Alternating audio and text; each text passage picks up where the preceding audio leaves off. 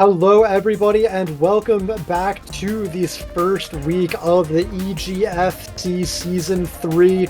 We just saw a match between Canisius and Sienna. Sienna looking in absolute peak form from last season. Does not look like they've dropped off at all after winning. And now we have Fairfield University going up against St. Peter's University for you here today. And first on the list, we have Nightfall, spelled K-N-I-G-H-T, from Fairfield University, going up against the simple Sky from St. Peter's University. Ooh, okay. So I know one distinguishing factor about Fairfield is they have lost a lot of their old players, and now they have a lot of new promising freshmen, which might be the thing that they need to put them back in the game this season. I know other seasons they were struggling just a little bit to get things started, but with new talent switching in, you never know what is going to happen. I know St. Peter's also had a very stacked roster as well. I want to see what because apparently they've got also a lot of new players as well. So really, it's going to be new blood versus new blood. We're going to see who's got the young kid reactions, who's got the young kid talent. Yeah, I don't really recognize any of these players besides Cuffy, so I think it's just complete unknown variables across the board. We'll have to find out what happens with them. We should be able to do a little bit of cheating, though, and find out who these two players play. Hey. So, maybe not, though. I'm not finding Sky in this document, so who knows? Yeah, it looks like we can't cheat. It looks like we've gotten VAC ban. No aimbot allowed. Yeah, no aimbot allowed. I can't tell you who these people play. We'll be finding out quite shortly. Info. Yeah, we'll be finding out pretty soon. So it doesn't really matter. But all right, who do you want them to play? What do I want just them make to something play? up. Yeah, just make. You got 80 something choices. Just make something up. What matchup are you about to see? Describe it to me. Well, off the tags alone, what are the two tags again that we're looking at? Nightfall, spelled like K-N-A-I-G-H-T, and Sky. So Nightfall, I'm assuming we're gonna see like an edgy character, Joker, or like Bayo, and then Sky, maybe something like, I don't know, like Falco or Ike, perhaps. Ooh, I like Ike. And we have exclusive information from our producer that when they did a button check off screen, we had, what do you say, Falcon and Ganon were the two pick characters they selected. I think that might be accurate for Nightfall, actually. I think I've heard that tag before. Wow. And Sky definitely seems like an apt tag for a Falcon player. So yeah, I agree. I think that's a pretty cool matchup if we do get to see it. I'm very curious to see how this is going to go. If it is Falcon Ganon, we are going to see explosions. We're gonna be seeing lots of nairs. We're gonna be seeing fat punish games on both sides. Falcon, I feel like, definitely does a little bit better in that matchup than Ganon does. Ganon being not a very good character, but one that can definitely sneak up on you if you are not ready. This character does have kill power built in. That's the thing. Even the worst characters in this game have the potential to do such crazy things if the opponent doesn't know the matchup, if they're just a character specialist. So we'll see what happens. Yeah, this is one of Ganon's better games of the series, for sure. He's like, I don't know, he's not terrible. He's not one of those characters we look at and we go, this character is bad. Like Little Mac or something, right? But like, he's not a great character, but he's got stuff. And that's all you really need in these kind of games, is you need to have stuff, and you need your opponent to just fall for it. It's true. And yeah, I think they're just getting geared up and ready to go at this point. I hope they are. I'm really eager to see what these two schools are going to bring to the table. These are definitely two schools that I've been familiar with when I was casting EGF. I know we have new colleges that have been coming in, but so far, just seem the same, which is good. It's good to see these old schools back and ready to go. Absolutely. It is great to see them. St. Peter's is always, I believe, been kind of like a middling school. I don't think they've ever been like in playoff finals contention, but they always do pretty well. They never always pretty solid. Back, I think. Yeah. Fairfield as well, always pretty solid as well. I know they've got 3 Jokers, so that's a lot Oh. of it's a lot of Joker players concentrated into one environment. I am not a Joker fan. I am not a huge fan of Joker. Character's really good. I just wish it was Sheik. You know? Sheik's pretty cool. Sheik's really cool. Sheik's like the coolest character in the game. I just wish that we got a good version of Sheik instead of just Sheik 2, you know? I wish Joker was a different character and we got Sheik to be good. Ooh, okay. Sephiroth. I see. We got Nightfall and Sephiroth on 5 point? Or no, this is not 5 point. This is another. I guess he's playing on 5 point Switch. It's 5 point Switch, Sky, yeah. It is still Sky playing on the account though. This is gonna be interesting. I believe St. Peter's had another Falcon player with the tag Ricardo a while ago. Yeah, they had Ricardo. Ricardo had some crazy clips. Yeah, his Falcon was nuts. That guy was wild. But Falcon Sephiroth, definitely going to be seeing an explosive matchup here. 2 very, very good characters as we load in ever so slowly. We're experiencing a League of Legends load screen, Hopefully it'll pan out correctly. You know, we here at EGF are no strangers to seeing little timeouts because of Smash's wonderful internet situation. Thank you, Nintendo. So now we can add Sora, but netcode it's a little iffy on that. Oh yeah, I'm gonna go. I'll go queue up a Nabs match while I wait. You know. Playing ARAM real quick. Yeah, they got so. I mean, hey, they got rollback. Small indie game company gets rollback, but we don't get it for Smash. Come on, man. I'm surprised the loading screen is sticking around for this long. Like, how many rocks could possibly come out of the ground? I think we're gonna have rocks from another. I think we might load in and have an immediate disconnect and need to remake the lobby. Something tells me something might go wrong here, unfortunately. But yeah, Sephiroth and Falcon, just in terms of matchup, I feel like it's going to be a lot of Sephiroth really not wanting to get too involved in the nitty gritty with Falcon. Sephiroth being pretty tall makes him pretty susceptible to getting comboed by Falcon.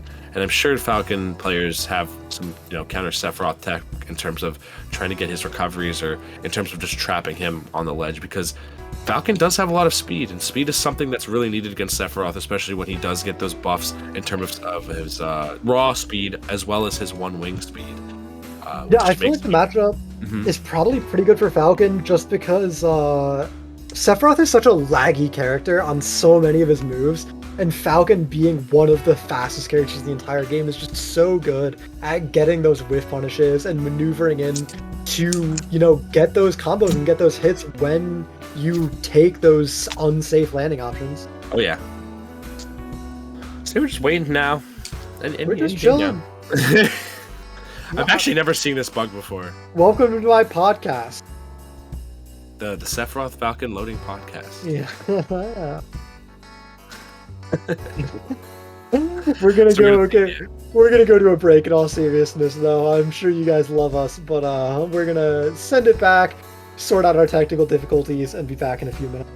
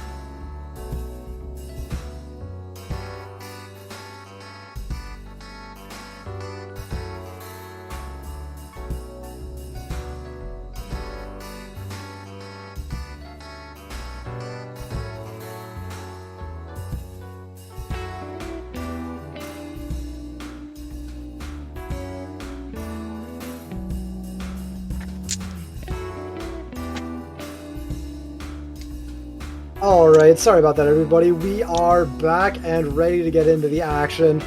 Unless the same thing happens again, Hopefully. which would be funny but tragic. We should be getting in just a few moments into the action, getting everything underway. So, we can go back to looking at this Sephiroth versus Falcon matchup, which is something that I haven't seen a lot of personally, just because I haven't seen a lot of Sephiroth in general, but it seems like a very interesting matchup for sure. Yeah, we're gonna be seeing a lot of speed, a lot of explosiveness. Please load. Oh, thank God! All right, we're in. We're in. Down in City, game 1 between Fairfield and St. Peter's. We got Nightfall versus Sky. Oh, you know what? Nightfall with a K, making a lot more sense than Sephiroth pick now. I thought it was just Nightfall with an N. Oh, yeah. But it is the fall of. Hopefully, it will not be the fall of this this night right here. It's pretty Hopefully even not, thus far. for his sake. That would be karmic. And we're just seeing Nightfall kind of just shark these landings on Sky's part right now. No real openings, but finally we do get the first grab up. But the platform actually aiding Nightfall and getting out of that combo right there. Yeah, just break things up a little bit. Those platforms always getting in the way. This game can be haha funny sometimes. Yeah. I do miss the moving Smash Bros. Platform. I do like Town and City. It's nice to have, you know, a little bit of change every once in a while. Yeah, definitely. Alright, though, we're seeing Nightfall just getting a lot started here in terms of how much damage in these trades have been going. It just doesn't seem like Sky has been able to get substantial punish yet. We do have the one wing on deck, too, so it makes, you know, the movement from Nightfall ever more threatening as it was before. So there's more speed now, meaning more reaction time off of F-tilts and stuff like that, more avenues to keep tempo with Falcon. Sky has to get something started real quick. Yeah, it's gotta be some kind of a big opening, but I really don't know what it'll be. We're just seeing Nightfall play so consistently right now. So just like safe, just getting these little poking hits in here and there, not overextending, or giving Sky opportunities to punish him. And we're just waiting for this first stock pop off, and pop off it There does. will be, yeah. Guy gets that Falcon kick. You know, that's a good lead. You know, Falcon does have that as a very nice burst tool right there. And Nightfall just needs to find a stray aerial or tilt to just get this stock off right now. But in the meantime, Sky is just going to be starting up the blender. What an attempt at a knee. If that hit, that could have actually been the stock. Tiny shield on Sky. He has to be so careful at 160. It's either going to be a shield poke or a shield break. Probably now refreshed, though, so a little less to worry about. Is 172 is such a high percent to live at against the Sephiroth, and his extra credit is looking pretty juicy. Yeah, no, the more and more damage being done. Oh my god, my boy almost got carried off by the stretcher. That was really close. It's a little bit of jank, but you know what? We like it. We like our jank already. It seems like Sky is finally starting to find some sort of momentum, you know, with this. Ooh. But well. Speaking of momentum, well, they're still going at it though. Oh, yeah, so just also got disconnected. Okay, good. We've seen this happen many of time. I feel like Devin needs like a screen coordinated at this point for events like these with like something. Yeah, like the some little producers. mini game or something to switch to in the meantime. We all tab to Twitch plays Pokemon. Yeah. Yeah. Something we just start polling. What's our next move? You ever go on YouTube when like in the earlier 2000s and it had like the error screen or it's like, oops, something went wrong. A monkey has been our most highly trained monkeys are sent to fix this right now. They should have that but for this game. Yeah, like the Discord error type stuff. Something went wrong. We're not sure what, but we'll get it fixed pretty soon. Alright. In the meantime, though, rough predictions for who you think is I mean, given how that game was going, it looked like Sky was in a pretty commanding lead. Oh, yeah. Up basically an entire stock there. If anything, I think it's going to end as a one-stock victory for Sky. You know what? It very well could be. Honestly, he was looking really good throughout most of it. Evan just moving the hand around to keep he's staying warm. Producing's a hard job. You gotta stay warm between sets. I wish there was something you could do while you wait, you know, actively. Just like a little coin shooter mini game or something. Oh yeah, it's like you play the melee credits while you wait. Yeah, that'd be fun. But you know that these technical difficulties do happen. This game is not perfect in terms of its netcode or Yeah, how things are crazy. set up. Crazy how it's not. That's so But- weird. There's nothing that can be done. There's nothing that can be done. No, not at this point. We got the last update coming up, so we'll have to take it as it is. But you know, in the meantime, Yeah. hope you enjoy the soothing sounds of our voices. In the meantime, might as well do a little bit of pluggies. Toxic Gerbil, where can they find you if they want to hear You can more of find your me voice? on Twitter at toxic_gerbil. Very cool. Do you stream or anything like that or anything else? Nah, I'm a loser. Nah. You're a good student, is what you mean. Oh, for sure. That's what we'll say. I'm a good student. Yeah. But if you guys have been enjoying the words spilling out of my fat head, you can follow me at FAN9S on Twitter. I just hit 2K followers, so thank you guys for that. And I basically tweet about all the events I'm going to and whatever thoughts are running rampant in my head. I also have a Twitch channel, twitch.tv/fan9s, where I've been streaming Deltarune lately, and also a little bit of Fire Emblem Three Houses hard mode, which has been taking years off of my life. Also have a YouTube channel, youtube.com/fangplays, where I upload Smash content. If you know me for the best player of each character series in Smash, I was the dude who did that. I also edit Oh, for was top you? players such as Damn. Goblin, Beast, Suarez, and also for content creators like Vernius. So if you can support them too, you'd be supporting me. I do a lot of stuff, but anyways, hope you guys are enjoying the stream so far. We're just waiting to see what's going on. How you guys doing in the chat? I just got this thing in the mail today. It's a training butterfly knife. I have very severe ADHD, so I'm fidgeting with this thing like crazy, pretending I'm Spy from TF2. Yes. Training. So that's how it Yeah, goes. I've been playing with literally whatever I can get my hands on, which is mostly just my phone right here. Yeah, I got a dice. I got this. Ooh. This is pretty much it. I need a fidget cube or something. Oh, true. I used to have a Rubik's Cube, and I would always just do like the same one pattern over and over again. But it can't really do that one on stream. It's very loud. It makes a lot like the clicking sound. Yeah. It's no good. So. Has anyone in the chat I'll watched retire that one. Squid Game? Ooh, I've watched Squid Game. Banger Squid Game show. is crazy. Really, I have really not good. started it yet, but I'm very. You should for sure. Because I love K dramas, and I know this isn't like a traditional K drama. This is like something else. When I heard about it, I thought it was just like a game where people die type thing. I'm like, I've seen that a million times. But then I was like, I'll watch it. Fine. It's really good. It's insane. Yeah. Yeah. Oh yeah, that's awesome. So I definitely recommend doing that. What other recs can I serve up? I just watching Money Heist right now, which is a really good Spanish drama about people trying to rob banks. Was that in Spanish? It's in Spanish, so it's did pretty not know hype. that. There's also another K drama I watched called Crash Landing Into You. It is literally about a rich business mogul woman from South Korea crash landing into North Korea and falling in love with a North Korean soldier. It's crazy. The writing's great. The characters are bombastic, and it'll make you cry if you're a little mush, if you're a little romantic, a little mush like me. Definitely check it out. Also watch Static Shock. It's a cartoon. Very cool superhero cartoon. I would definitely recommend it. I have no anime recommendations. I have not watched anime recs? I'm gonna be honest. I have watched exactly 2 anime in their entirety, and they're both short. I've watched Ping Pong the animation, absolute banger, Those are good recs. best soundtrack I've ever heard, insane, and Disastrous Life of Psyche K, which is like a little comedy show. I like that. Yeah, we are seeing the result pan out. We do see a 1 point on 1 point going over. All right. I think your prediction was correct. Yeah. That's why they put me on the broadcast. I know what I'm talking about. I hope.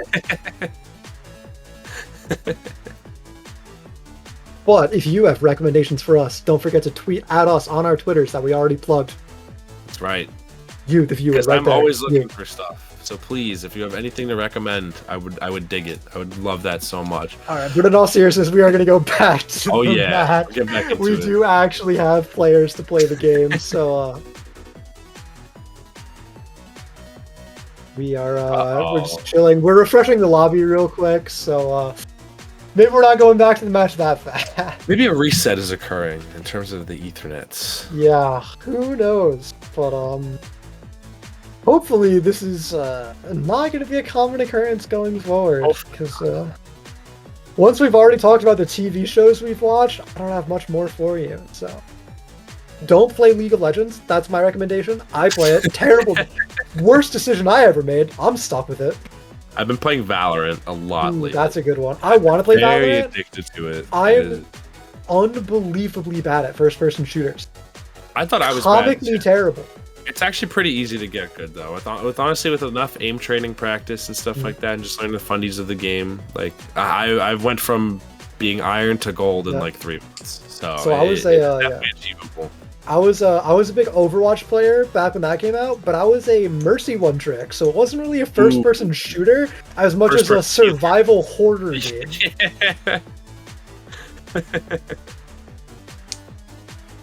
Yeah, we are getting booted back up. St. Peter's is just checking their internet, making sure everything's functioning to its highest capacity. So we should be back pretty soon. I keep hitting my mic with this little thing. Maybe it was a bad decision to give this to me. I don't know. Yeah, probably. The Valley song? The Palace, the Trainer Valley song, yeah. Our producer's calling in telling us to hit him up with how to get one of those. Gotcha. Not sponsored, by the way. There are cheaper ones out there. This one was like $50. Not only we're not sponsored, we also don't speak for EGF, so. But I got you on the link. This thing is kind of fire to play around with. It's from Squid Industries. Ooh, like the game. It'll also go really well with my Halloween costume. Oh, what's your Halloween costume? Gonna be Joker from Persona 5. Ooh, bad timing. Ooh. I'm dressing up as Shamir. Ooh, from Three Houses? Yeah, from Three Houses. Yeah. Oh, wow. That's gonna be tight. I love Shamir. Great character. Bad. She's bad. I love Sniper. Oh Sniper mommy. Dude, I got like purple streaks in my hair. They don't show up at all on camera. My hair's way too dark. Well, yeah, I had purple. Unlucky. I'll be back in a second. The light in my dorm room is synced to a motion sensor, and the motion sensor is not in line of sight of my computer. Why do they have that in a dorm room? I don't know, man. To save energy, they're cheap. I don't know. Who knows? But it's awful. I have to get up every like 30 minutes. It's good for my leg. Keeps me active. Get that cardio in. Yeah, Midway through. Just standing up and sitting down, get me out of my chair. You know, it's all part of that. It's a health thing. That's what they'll say. It's a health thing. Ruins my production quality. Absolutely terrible. As you can see, I have insane production quality going on set up. So, you know, really. I wonder if the new Kingdom Hearts stage is gonna replace Smashville, because I would totally go there instead of Smashville. It looks cooler. We don't need a bigger stage list. The stage list is already too big. We need less stages. Why do we have like 5 tri-plat? There's 3 of them.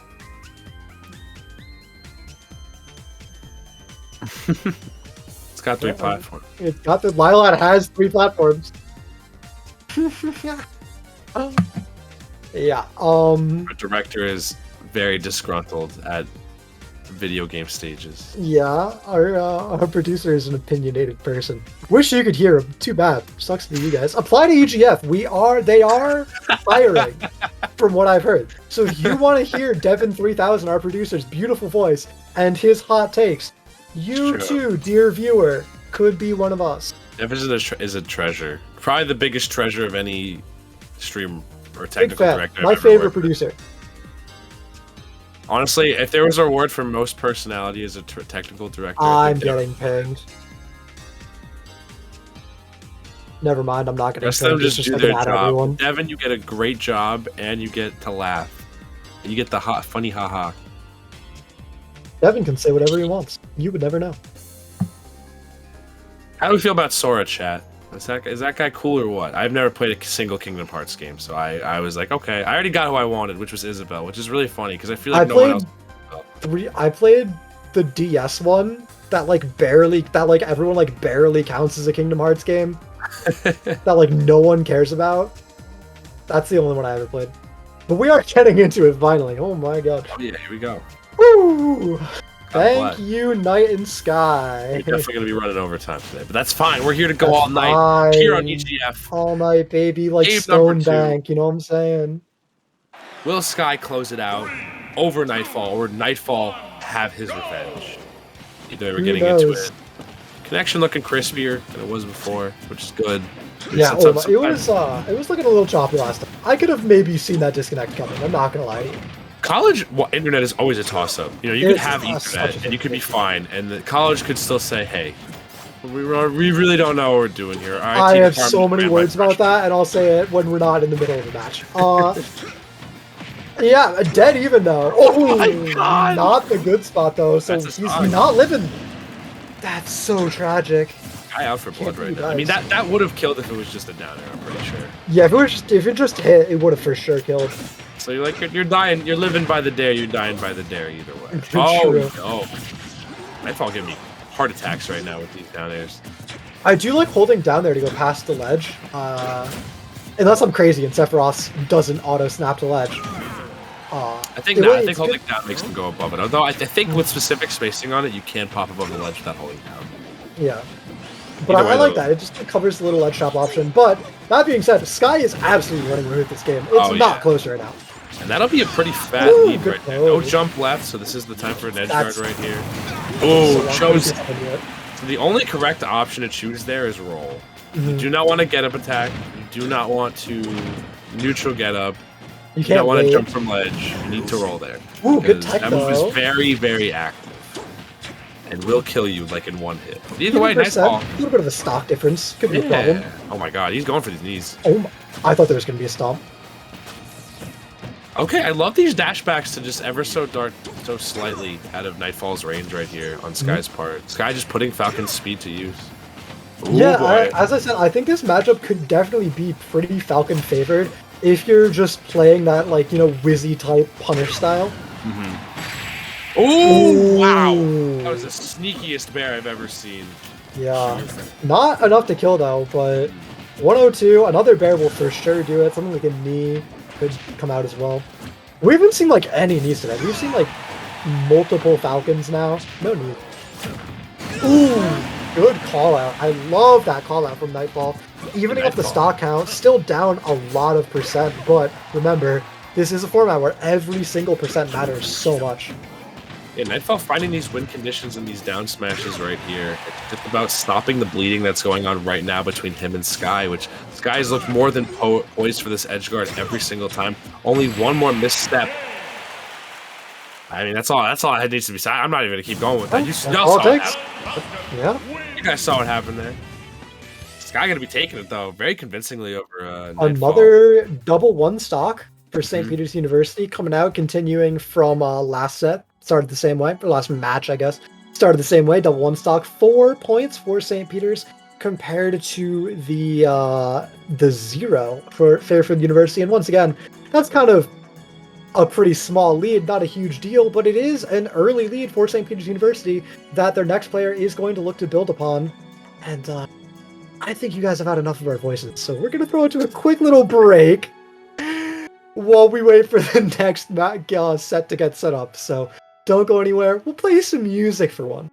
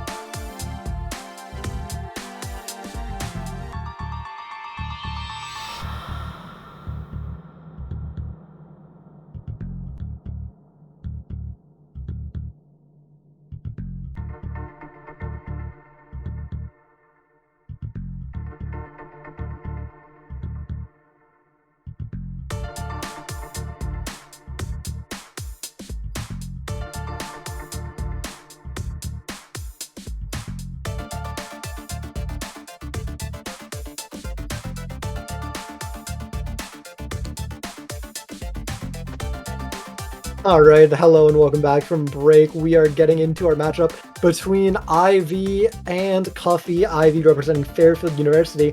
At a little bit of a deficit, nothing too bad though, going up against Cuffy, who's going to be looking to balloon his team's lead into a insurmountable advantage. Yes, we gotta have DDD versus Falco. Quite the explosive matchup, and honestly, DDD not very big, very easy to combo, and Falco is the combo character to be able to dispatch him. I believe Laser can also knock back Gordo as well, so I want to see how Cuffy is going to navigate. Laser knocks back Gordo. Shine knocks back Gordo. This matchup is bad. It's tough. It sounds like a tough one, but we've seen other DDD players navigate through worse. I'm certain Cuffy is used to the oppression as a DDD player. But we're gonna see what kind of combos are dealt out. And Falco with a little bit of a lackluster recovery can make things somewhat easy for DDD to try and edge guard if he picks the right option a lot of the time. So very curious to see how this set is gonna go. Let's just get into it. Yeah, we will try to get into it. I don't know. I don't know if they're ready to go, but yeah. Oh no, they're not. All right, word. Well, they're not going ready. All right, yeah. Well, this matchup is really, really bad for DDD. Basically everything Falco does reflects back the Gordos. The Shine is out for so long and takes up so much space. It's hard for DDD to like bait it out and then go around it. DDD gets comboed to Oblivion. DDD's up B will trade with Falco's forward air, and Falco's forward air has this property where when it trades, it pseudo spikes you. So it's free. It's like a free edge guard. It's a bad.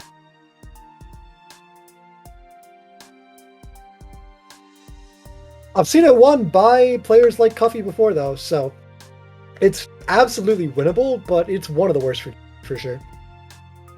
I mean, definitely more than within the realm of doability. Like we said, we've seen some crazy DDDs like Adamisk and Zaki do some crazy stuff with this character. So you can really never count out DDD, because DDD is a character I feel like a lot of players on a mid to lower level actually struggle with immensely. Just given how much of a hindrance a lot of his tools can be within his side B, his dash attack catching you over ledge, how much range he has on his hammer, how many jumps he has. It presents a lot of problems for players that are less precise in their punish game.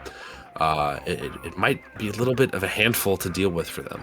So we'll see. DDD's Nair is also a powerful tool where if you just get too greedy trying to combo for too long, he can just pop out that Nair and reset it and turn it into his own combo. So very strong character when he's doing what he wants, but he's very rarely doing what he wants. So we're just waiting on the stage picks. I believe they're going to be starting on PS2. The tried and true pick for every Smash player, except for some people don't like going to PS2. I'm not a huge PS2 fan. It's like biased toward campier characters. I don't know, like it is the largest stage horizontally. It's the largest stage horizontally, and it has good blast zones as well. So like, I don't know. I feel like it's not as neutral as everyone says it is sometimes.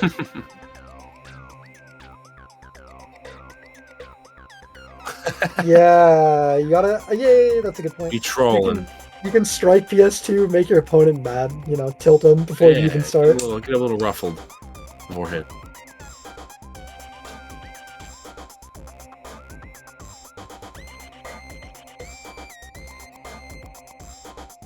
Whenever someone presents me with that scenario, I'm always just like, what stage would you like to start on if you wanted to start on a stage? And then we usually just start on that stage. Oh, man. 3, 2, 1, anyway, getting into it. This connection, not looking too good off rip, but, we'll see how it pans out for the rest of this game right here. Got Ivy versus Cuffy jumping into it. And already we see that shine coming into play. It's big, it stays out for a long time, and if a Gordo even looks at it the wrong way, you get punished. So, it's no fun for DDD. Also, this happens to you. These killer combos right now from IV are proving to be very, very difficult for Cuffy to deal with, but again, DDD just needs kind of one big opening sometimes in matchups like these. He hits very, very hard.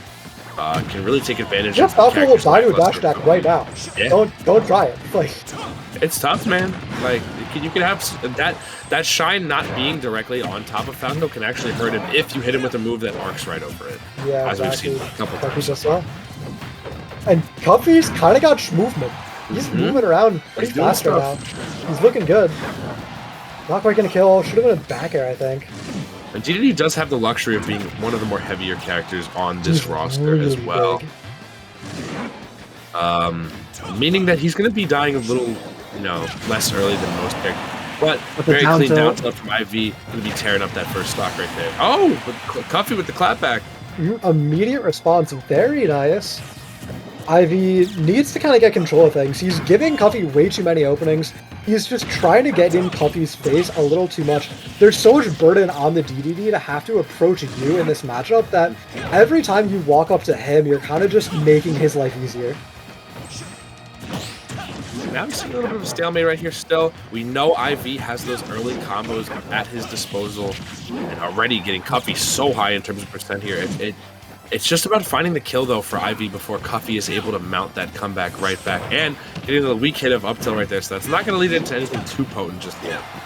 Yeah, and it's kind of what I said. Just like as soon as IV just chilled out, he got like 100% for free. You just need to play slow and play smart as Falco in this matchup, and it'll kind of work. Absolutely. And already we're seeing just IV trying to get that final hit, and he does with that up air. Really, really nice conversion right there. It's really just about finishing your food when it comes to Falco. Once you start to get out of the combo percent ranges, it becomes a little bit more of a daunting task to try and get additional damage or kills set up. Falco definitely can suffer from that arthritis, and just like, you have these few guaranteed setups, but once those stop working, you really do just need to find this weird raw move that doesn't work that well. I think it's awkward.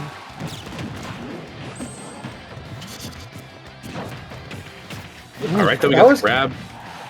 A tense little ledge situation. It's really important for IV, with his team already behind, that he gets a 2-stock instead of a 1-stock if he wins this game, so Cuffy really needs to deny that value and try and find this kill if at all possible. Wow, and not going to be getting the inhale here, surprisingly. So yeah, if you are shielding, wind boxes will not affect you in certain metrics. No way. But we are going to see the side B spike come out from IV right there. That was diabolical. And that's going to be a 2-stock victory for Fairfield, bringing them 2 points, which is, half their deficit made up already. Another one of those, and Fairfield will be in the lead. Even if it's a 1-stock win, actually, Fairfield will be in the lead, so... IV looking to make the magic happen for his team and swing things back in their favor. So I'm worried about where Cuffy is going to go from here. I mean, he started off really well early on, but again, Falco can just be so oppressive sometimes, especially in the hands of a character, or rather in the face of a character that gets comboed pretty heavily. Like, Falco's combo game is pretty reliable. DDD does have some avenues for evasion, given that his up B does have a considerable amount of armor on it, so he can't really get too called out for stuff. But when you're taking so much damage throughout your normal neutral interactions, it makes things a lot more difficult to come back from. Yeah, it's just, I don't know, I've seen this matchup come up a lot, because we've had a lot of DDD players and a lot of Falco players, like a weirdly large amount of both in EGF history. And so this matchup comes up all the time, and every time I see it, I always just think like, damn, I do not want to be a DDD player right now. It's just tough. It's so much work. As long as the Falco just chills and waits for you to come to him, it's so easy to just like shield up tilt, shield down tilt, and if you go with if he starts mixing it up and going for tomahawks, you can just like jump out of shield and nair him, and then that leads into everything. And like, I don't know, it's so rough. It's a lot to deal with. It really is. So I want to see if Cuffy can find any sort of answers to it, maybe in his tilts or just his punish game off stage and stuff like that. It's gonna be mighty difficult, honestly.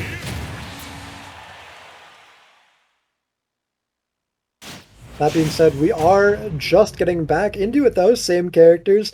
Neither of these players really expected to switch off. And we're going to small battlefield.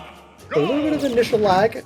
Should be sorted out though. And already right out the gate, a nice little string from IV. That's him 41%. And he keeps it going, finding another opening hit.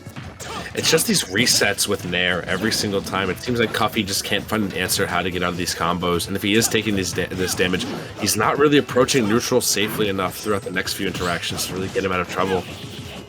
so many parries coming out from IV. Oh my god, IV. Man, You can't do it to him 8% like to his that. game. If he gets a 3 stock, that'll be so monumental. And it looks like Cuffy's just lost right now. He can't find anything. And yeah, Falco versus Heavy is like basically a combo playground for Falco. Like, Absolutely. while Falco isn't the heaviest character on the roster and will be taking substantial damage in his when he gets punished, it's just he gets so much reward. Already 92 on Cuffy's second stock. That's crazy. Up till Bear could very well kill here if positioned correctly. Oh. I love that fair. Really good way to died. He had the fair there, yeah. If that landing hitbox hit him, it would have been disaster for IV. Woo! He was so ready to try to go. And yeah, Great back and cleans up the stock. Coffee finding so much difficulty right now just avoiding getting hit here. It's very tough. You don't really have very much in the avenue of evasion here against a character such as Falco. Ivy just going to take the reset right there, but I love how he hasn't been really jumping to try and contest Coffee in the air. He's more so just been staying grounded, trying to avoid these impending aerials coming over him. Yeah, Ooh, that was risky. 82% on Cuffy already. Ivy looking for the 3 stock. Cuffy has to kill the stock. Oh, yeah. If Ivy gets a 3 stock here, it's so disastrous for St. Peter's. Okay, no, grab right there. You can tell Ivy, a little bit of nerves right there. Gonna be eating that stock. Could have, I feel like, very well grabbed within that interaction right there. But I think Ivy for sure would have. This is what I would have done. Not that I'm, tooting my horn too much for that. I would have gotten the 3 stock, All right, though, Cuffy starting to mount a little bit of a comeback. IV finding himself in a very compromising spot off stage. Close interaction. If that dash attack hit, it would have been huge. But Oh, Ivy does need to find the kill still. And great backer. That's so huge. Okay. All right, anticipating the high recovery too. Really, really smart adaptation from Cuffy. Cuffy playing so well. Taking that extra stock is incredibly huge. If he wins this, it's insane. I don't know what happened, but it would be obscene. We've seen crazier things happen here in this league as well, Nerves are these are players that are not really used to bigger stages more typically, so the nerves have to be at an all-time high for these guys. There's a lot of lines here. Been still okay, But trying to up the back air, closing it out for Ivy, but still Cuffy stopping the bleeding really nicely. That could have been have been a 3 stock. Yeah, that was very nearly a 3 stock, and ending it as a 1 stock instead means a world of difference for the St. Peter's University team. Instead of being down 3 points, they're only down 1, which means it's basically not even a lead for Fairfield. And yeah, after these first 2 sets, these 2 teams seem to be pretty well matched for each other, and I'm excited for set 3. So yeah, we're gonna be seeing it so far pretty even. Honestly, going in 5-4. This is a little bit more back and forth than we saw before. In this situation, the next 3 sets really determine everything at this point. Now that both teams have 1 set on the board, the initial groundwork has been laid out to where it's not like an impossible factor for either of these 2 schools to really make something happen. It's only a 1-point difference, and if one set is won, it will turn the tides of this entire thing so far. Yeah, usually it's the case that this 3rd set is always kind of the most important one. It's always the one where it really solidifies how things are going to go. Yeah, so it's the one I'm looking out for, and we've got Fairfield University's Health going up against Bright and Early from St. Peter's University. Sorry, Heath, not Health. There's no L. Heath for Fairfield University going up against Bright and Early for St. Peter's, and we'll bring that to you in just a few moments after another quick little break.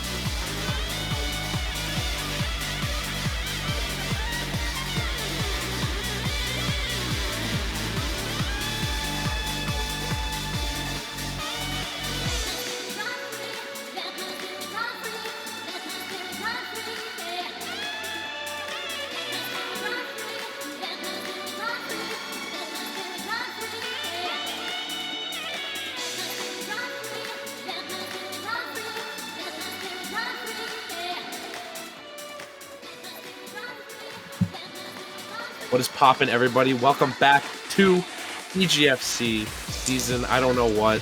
I'm gonna be real. Season 3. Oh, okay, we're already on 3. Anyway, we got Fairfield University versus St. Peter's University. Sorry for the wait, but we are back with set number 3. This is gonna be a huge determining factor in the rest of this entire series. Honestly, between these two schools right here, we've had a tight first 2 sets, but now moving on. Which players are we seeing coming out? We are going to be seeing Heath from Fairfield University going up against Bright and Early from St. Peter's. Ooh. So here we go. What characters? We got Roy versus Joker. Roy. Okay, I like this. This is going to be a very explosive set. You know, 2 characters we're very used to seeing in the meta. One of which, actually both of which who have had really prominent placings recently in both Goblin playing Roy and, of course, MK Leo playing Joker. So we're going to get right into it. But already, Heath going kind of crazy. Yeah, Goblin and Cola as well playing Roy, right? I'm not mistaken. Yeah. These characters, everyone kind of preferred Crom for a while, and I think people have realized that Roy is probably the better of the two. He just has the X factor, you know? Yeah. He's got more early, like Crom if you're looking for a more consistent kill, or just a more consistent gameplay in terms of characters, but Roy just kills earlier a lot of the time. You know, his side B is way more lethal. Jab back air kills an absurd percent as well. But that doesn't matter if you're catching an Arsene forward air directly to the face. Yeah, Joker's got some juice. He's an interesting character. Oh my god. Woo! And because that F smash sweet spotted, that actually filled the persona meter all the way back up. And now... Oh, you're a little greedy, buddy. Dead. Chill out. Chill out. He wanted it too. That was so greedy by Heath. You can cancel it. Can you cancel it into a jump? I actually don't remember. It's a what? The down B. Like once it's after like the initial. You have to kind of commit to it. Like it basically goes like any other counter. Like once you've started it up, you can't really do anything out of it other than Heath like a little loves this counter. That's the 3rd one. 4th one. Yeah. It's a good usage against characters like Roy that do like to swing a lot, that really don't tend to use grabs too much unless it's specific scenarios, and it's really giving Heath all the meter he needs to make the big plays happen. Like that. Ooh, not quite enough, but it's just a counter at the ledge, right? Yeah. Oh my. Not even. Didn't even counter it. Yeah, didn't really counter off stage right there, just kind of went, and Bright and Early just went a little too low right there. That is, I don't know how much of the matchup we're going to see in the next game, because that was a very fast 2-up, but that is a big part of this matchup, is if you have Arsene and you get Roy off stage, if you just, like, jump in front of the ledge and then press down B, there's nothing Roy can do. Like, he can't beat them. They look tough for Bright and Early. I feel like there were 2 SDs there, distinctly, though, so maybe Bright just needs to... you know, shape it up a little bit, you know, maybe a little bit of nerves coming out, but it looks like Bright is ready, willing, and able to go into this game 2 right here. I don't know what exactly is happening right here. Oh, was it lagging? Is that what was happening? Are they trying to do another lag test? That could be it. Oh. I see. Yeah, we're getting word from our producer that they were not supposed to just go back into it. They were talking about bans, and they accidentally both pressed A and start. So they're ready to go. They're ready to scrap. I guess they're not ready to scrap because they still need to talk about their bans. True. True. So who knows? We're just waiting on those stage bans coming out. Honestly, though, I don't think bans were too much of a factor that time. Maybe there was a better stage for Roy in that situation. I completely agree. Yeah, that game went so fast, and there was so much explosive power on both sides. I feel like the bans don't really matter here. I do not think the stage was the problem, that is for sure. It's going to be a Smashville ban, a Yoshi's ban, and a Battlefield ban, so, you know what would be really funny? Is if we went back to Pokemon Stadium 2. That would be funny. That would be haha funny for sure. That would be haha Joker funny, you know? That would be like, we live in a society kinds of funny. Oh, yeah. But looks like we're getting into it in terms of what stage we're choosing here. You're thinking. Oh yeah, the gears are definitely turning in both these players' heads right now. Grinding.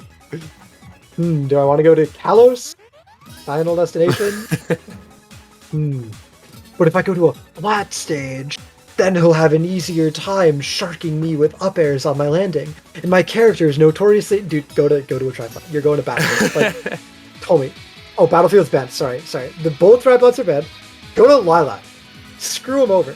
No one wants to be taken to Lilat. Take him to Lilat, dude. As Roy, I might mess up spacings a little bit. I feel like PS2 is just the wise choice to go back to here for Roy. Maybe Town if he really wanted to get cheeky with it. I'd probably go to smaller Battlefield just to have give the Joker a little bit less space.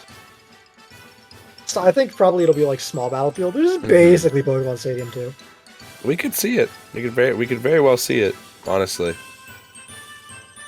Very curious to see what is going to happen here. Looks like we are going to Kalos, as to why it's taking so long. We're going to Kalos. I love Kalos. Can I just say, East Coasters, you and me, you know, Kalos is the best. You know. Like, Kalos is a pretty prominent stage on the East Coast, honestly. Yeah. Everyone just goes, you know what? We're going Kalos. Yeah. I don't care, win or lose, you get good scenery going down, you know? Alright, though, they're going to be getting back. And honestly, not a bad stage for either of these two characters. I believe Joker has a... Does Joker have a wall jump? I'm pretty sure he does on this stage as well, so it could help him out. Roy does not have a wall jump, so it might be a little bit more difficult for him to recover in certain instances here. But I do think that this stage is really good because Roy can use the ground to shark platforms as well as the platforms on both sides to really get some big punishes started. So yeah, Roy is a character who has a lot of trouble landing. He doesn't really have any good way to like protect the area under him, no downward hitboxes or anything. That's true. So flat stages like FB, like Kalos can be a pretty big problem for Roy. So.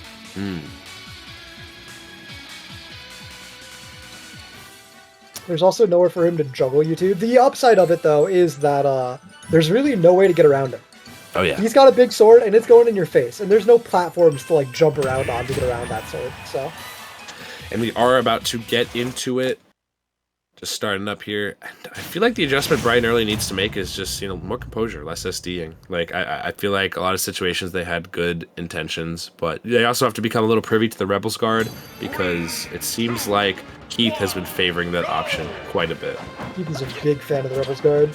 Oh, yeah. And Roy's grab isn't even that bad. You can just like kind of grab for stage positioning because Roy is all about that really insane ledge trapping power. So even if you're not comboing off your grab, just having that mix up and using it to gain stage control is really valuable.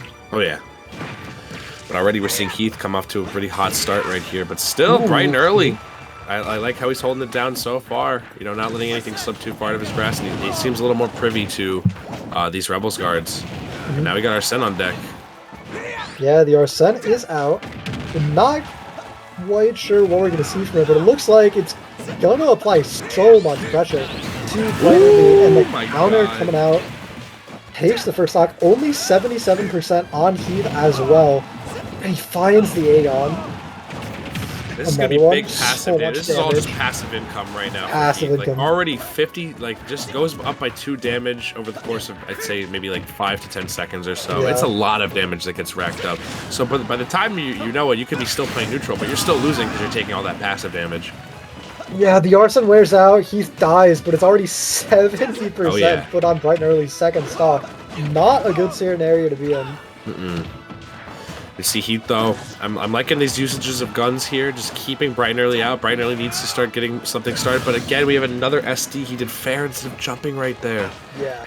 That's a really unfortunate for Bright and Early. So many maybe SDs. Maybe a little bit of lag, maybe a little bit of nerves. I don't know what's going on, but Bright and Early's just not having a good time. Again, another Rebels guard. Bright and Early has to be, be a little more patient with these options as well. I want to see some grabs coming out, but man, Heath's got Arsene up once again, countering all of these aggressive options right now on Bright and Early. It's got to be tough to deal with. Bright and Early really is just running it and pressing buttons, so no surprise that all of these counters keep hitting. Ooh, we have an SD. An SD from Heath, though. That's big, even just in terms of points. Even if he still wins, just losing the 1 point for SDing could end up meaning a lot. And yeah, he's going to take it with that up smash, but not the cleanest game from him. It's a 1-stock victory. He gets another 3 points. He brings the lead up to 10-4 in favor of Fairfield. Not bad. And yeah, definitely a little bit of ground to make up for St. Peter's, but nowhere near, honestly, insurmountable. There's still 2 sets left on the board, and all it would take is literally just one player, at least one player, just performing well. They obviously can't drop any more sets from here on out, as it's right now 2-1 currently. Yeah. So it's gonna be tough. It's gonna be tough, but honestly, it's not anywhere near the level of doability we saw last set between Sienna and Canisius. Yeah, and Canisius, absolutely, I agree. It's completely in the realm of possibility for both teams, which is exactly what you like to see. It makes it a lot more interesting to watch. You're less likely to get sort of those game 5s where one team already knows they've won and nothing matters. So we'll have to see what happens between the next two players, and we will bring that to you after a quick little break.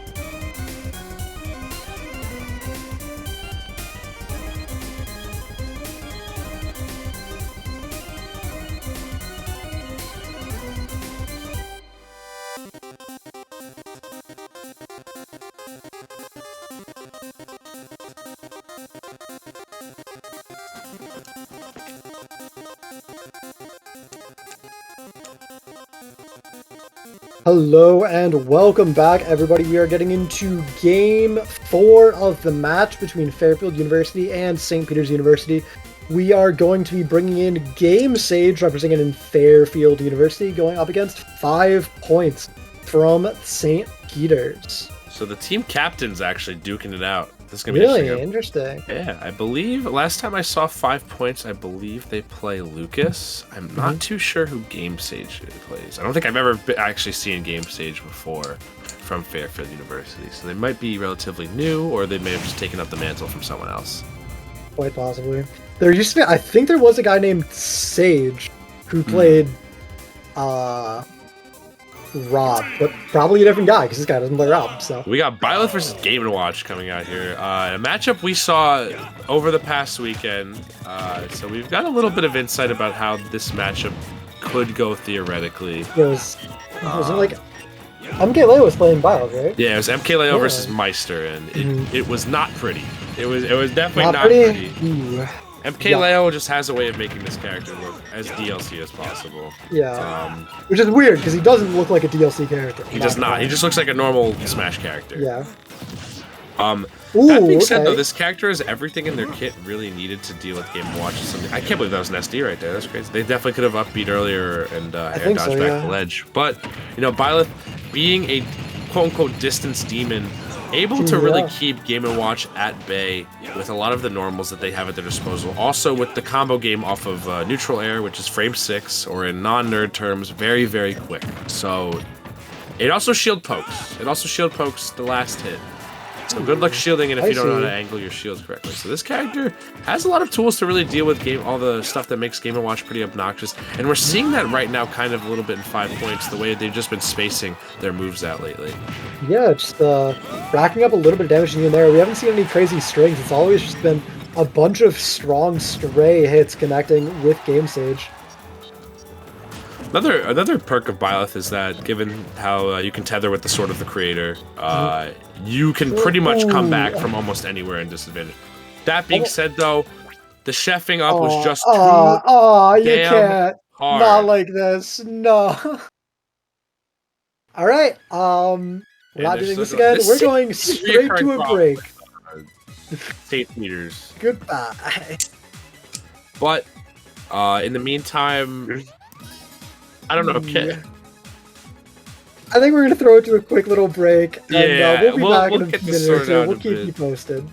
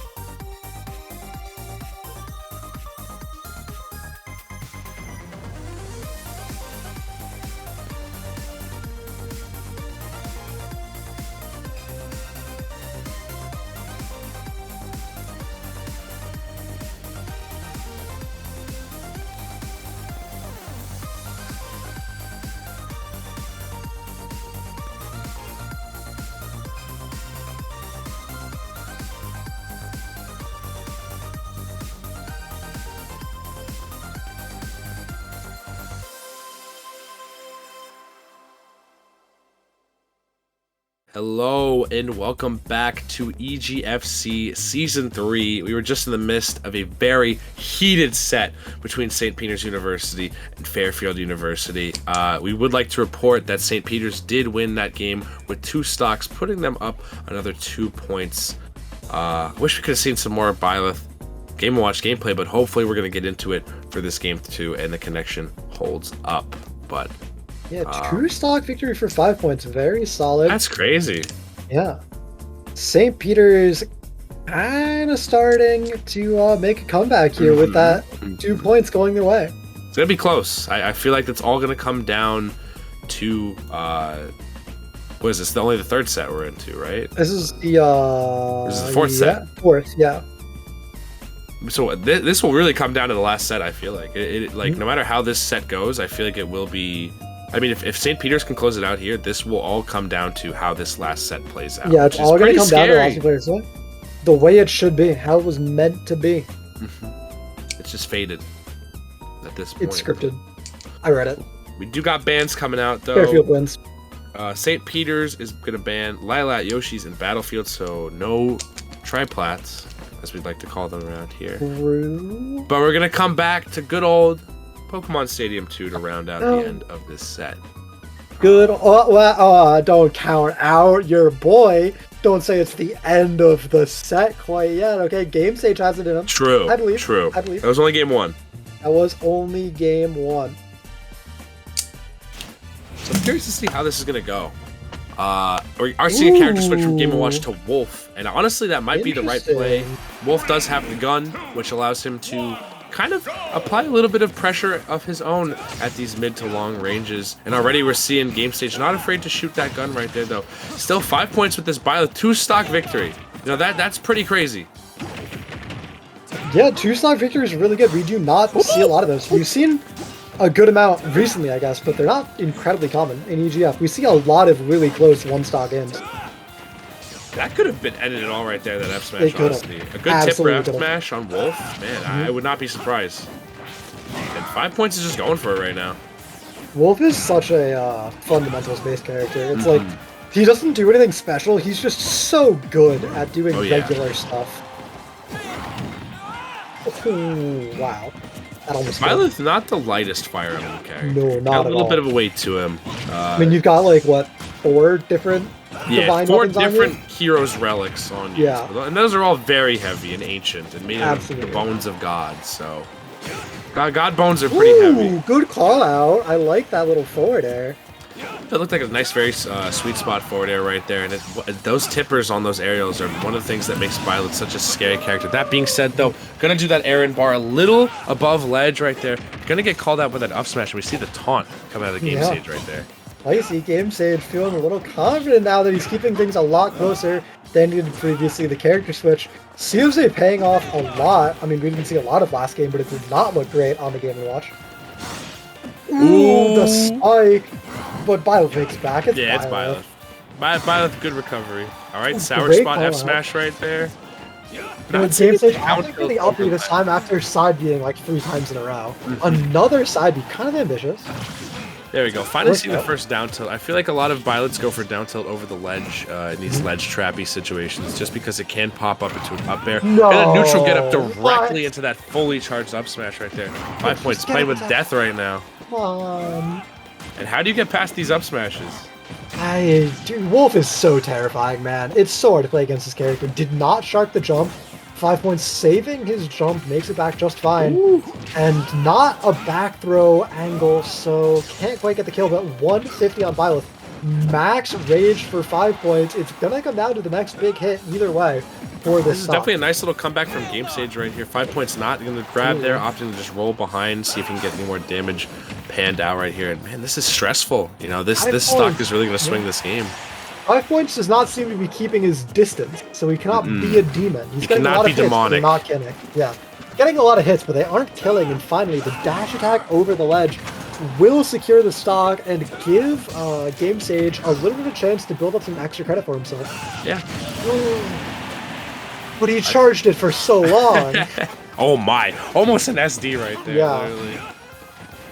Alright though, 5 points just getting a little bit of damage started up here. Game Stage just desperately trying to find this opening hit here. Okay, I like that. I think if they double jump, that side B actually would fit. I think a lot of Byleths actually double jump cancel after the up B tether, as I've noticed recently. So if you're a Byleth player out there, just try it. Yeah. Try doing a double jump and then an aerial right after your up B. You might be able to cancel it. Close percent here. It's really coming down to the wire. 65 to 32. Kind of just one little string of hits away. I feel like we're going to see a really great offstage. We're going to see a huge smash attack end this all, I feel like. From either player, honestly. I just feel like that's what it's going to come down to. That's just how both these characters work, really. Oh, yeah. Ooh, boy. And Game Stage, got to be very careful on these recoveries. It's very clear that 5 points wants to end this game with an air bar F smash over the ledge. All right, just going to get the jab right there. And I think that was correct. I don't think he could have shield grabbed there. And oh, my gosh. Good little reflector. Percent basically even. Ambitious up smash. Really hard read call out. Does not pay off. But somehow Game Stage keeps control. And now Bio has a pretty hard time getting off the ledge. But 5 points kept doing it. And yeah, there's the big F smash.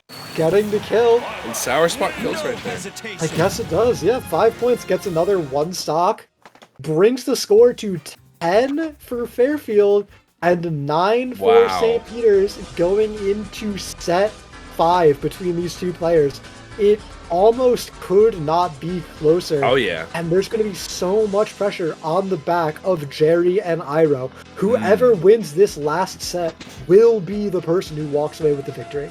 It's going to be interesting, honestly. I believe Jerry plays Joker, if I recall correctly. I know Fairfield has a lot of Joker players. Spicy. Well, my money's on Jerry if he is a Joker player, then. That character is disgusting. Sorry, some general. I don't know what a generalist is. It says here in the notes of Fairfield that he's a generalist. I don't know. Probably plays a lot of characters then. But yeah, so this will come down to the last set. It doesn't really matter what the differential is going to be. The winner of this set will still get 2 points on their team. So really, this could either go either way, no matter how many games are won on both sides. Absolutely agree. So I think what we're going to end up doing is throwing it to a quick little break while we got this prepped. Don't go anywhere because this is the match deciding set coming right up.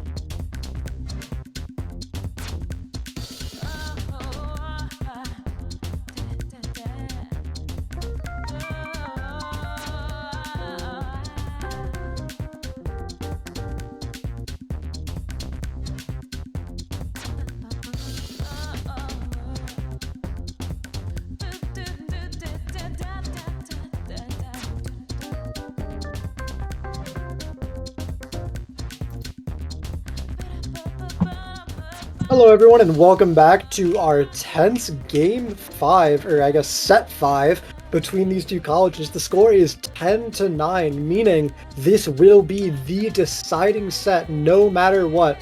We have Jerry from Fairfield University going up against Chino from St. Peter's University in what's going to be the exciting conclusion to our series here today. And I didn't expect one, honestly, for our second series of the day to be so close. You know, it seems like both these schools have been very evenly matched. Games have been going back and forth entirely. And 10-9, while being a pretty low score, just proves that the tug of war between these two schools has been going on for a while. And it looks like we're getting right into it. We've got we got Jerry playing Terry. Jerry on Terry and Chino on Sonic. So interesting matchup right here. I feel like Sonic should have a lot of success, but on hit, Terry can be one of the scariest characters in this game. Terry's so terrifying, man. The go juice, he's just so strong even without it anyway. It's just, this character's crazy. Speaking of go meter, Sonic has his, doesn't do anything for him, but he's over 100%. Chino is definitely going to have to be more than careful right now in how he decides to deal with Jerry. Yeah, Sonic, oh, that does not look good. That's a little bit of lag. Don't like that. All right, I like that double down tilt to rising tackle, the invincible one, so it does a little bit more. Yeah, Jerry looking pretty fantastic after that first Jerry's stock looking right really clean here, yeah. Trying to get us back on schedule. It's like, I need his 10 now. You need a hit, man? I'm your guy. Anyway, he is actually getting hit a little bit. Chino finds a couple hits, but Jerry lands back to stage, gets some more damage on, and is now lapped his opponent, setting up for a kill pretty soon. 101 on Chino. Yeah, Jerry is just gonna run away with it. This looks... I like how Jerry's been placing his aerials. He's been using a lot of Nair, Falling Nair and Falling Fair, which are two of Terry's best aerials, honestly, to use in scrim situations. And he just lets it rip. Unbelievable. No. Oh, boy. That's actually ridiculous. That is so crazy. But it works. Oh, yeah, this lag does not look great either. Oh, yeah. We've had some problems with that. I think it has to do with Synkinesis Wi-Fi. Maybe it could be Fairfield as well, but it's just been pretty consistently a problem. But nonetheless, I don't think it's going to really affect the outcome of the match between these two players, I'm going to be honest. Jerry just seems to be performing so much better. It's like he knows just where Chino wants to be kind of at all times. Oh, yeah. And I like the aerials he's been choosing to in these situations, just kind of calling out the movement. It's insane. It just seems like Jerry is just one step ahead this entire time. And is that going to be it right there? That is the restock coming out from Jerry. So that's going to be putting Fairfield up quite a bit, 13-9. There's even a potential for a tie here, I suppose. There is tie potential. I doubt it'll happen. Yeah. There is tie potential. If St. Peter's wins these next two games by one stock, that would be a tie. That'd be very interesting. However, I don't remember what our tiebreaker rules are. I think we go to each player sends one member, and then they play one more set, and then whoever wins that set wins. I think that's what happens if we tie. Sudden death, that's the word. I could not remember the phrase. Oh my god. I think, though, with the way Jerry's been playing, this is looking scary. I feel like Chino needs to come up with some sort of solution here. Maybe be playing a little bit more evasively, because Jerry's just been so seamless with all of these links. You know, yeah, you don't watch a convincing restock and then go, yeah, I think the other guy's got it to run it, you know?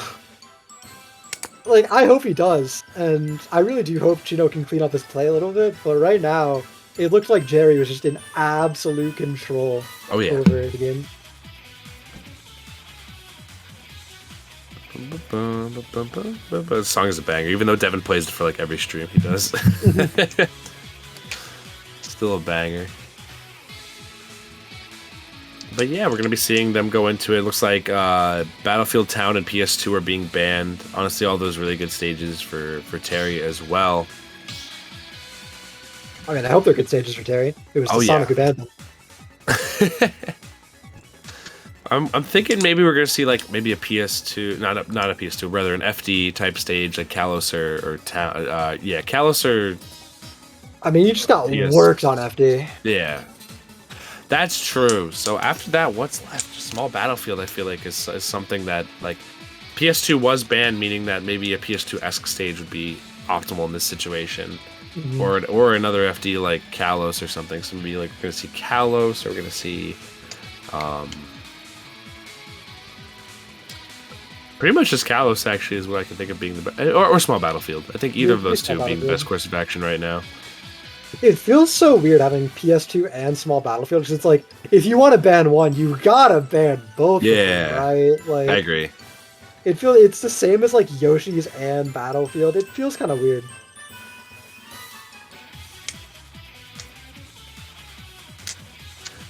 We're just waiting to get into it now. All right, we just go to the melee rule set. 5 stages, no bans. Call it a day. Let's just have one stage, no bans. Oh.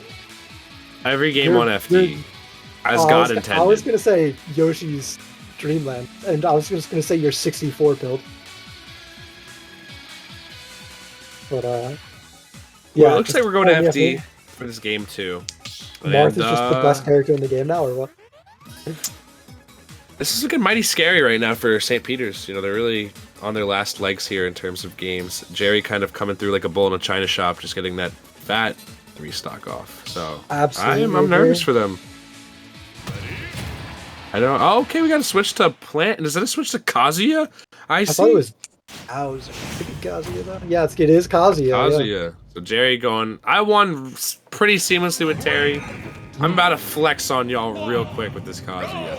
And Kazuya's scary, man. This character, a touch of death machine. You can't really SDI out of his combos. You just have to pray that your DI is good enough and that he drops those combos. I have seen like more Kazuya Twitter clips than like any other character. Oh yeah, this character's ridiculous. It's so insane what he's capable of doing. But all these characters play so weird. Just like always facing your opponent. It's so interesting. So far, trying to get something started though, and this connection this looks enjoyable. This looks fun. Is something. We're having fun. I do feel bad that this is the quality of connection, but yeah, and both these guys are are wired, I believe. Yeah, I mean nothing we can do about it. It's just that's just how it is. But looks like it's Chino's game to win right now. He's popping off, up 30%. Which character thrives harder in lag? I love that kick. Probably, by the way. It's so I would say it's probably Chronic that thrives harder in lag. Oh boy. I think Kazuya is more of like a technical character.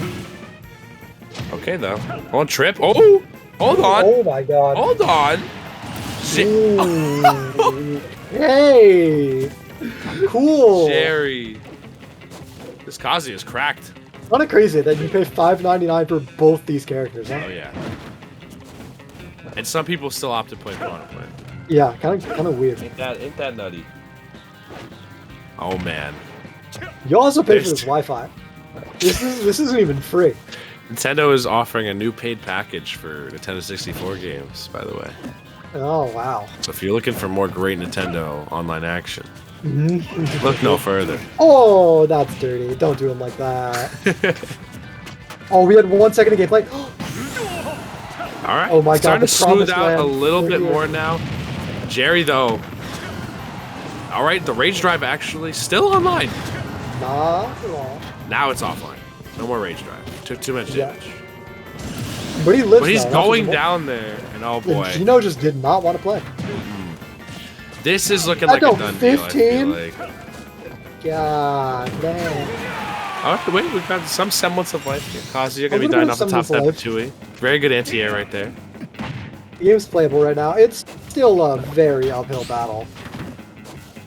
Kazuya's movement is so funny to me. It's so weird. It's so goofy, but it looks cool. He's so agile. Bro, you ever play Tekken? They got like a 200 move long move list. Yeah. Oh my god! Yeah, that's good. Dude, that character's crazy.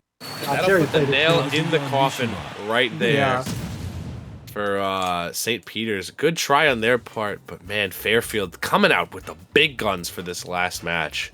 Yeah, Such a solid roster of players. They absolutely saved their heavy hitter for the end, and it showed. Oh my god. Those conversions are wild. Those are some that was insane. And that being said, that's going to conclude our second match of the day. Fairfield University versus St. Peter's University. It was close until it wasn't, I guess, is kind of what we'd say about those. That's how it goes, though. Sometimes you make it all the way to the end, and then there's a crack somewhere. Absolutely. I had a good time, and up next we have Iona College versus Rider University, but before then, we're gonna try and see if we can pull in a player. Never mind, no interviews. Hey. Does not look like that's in the interest of any of the parties, so we're gonna be just going on, prepping our next match between Iona College and Rider University, so we're just gonna go to a break while we do that, and try and speed run this whole process.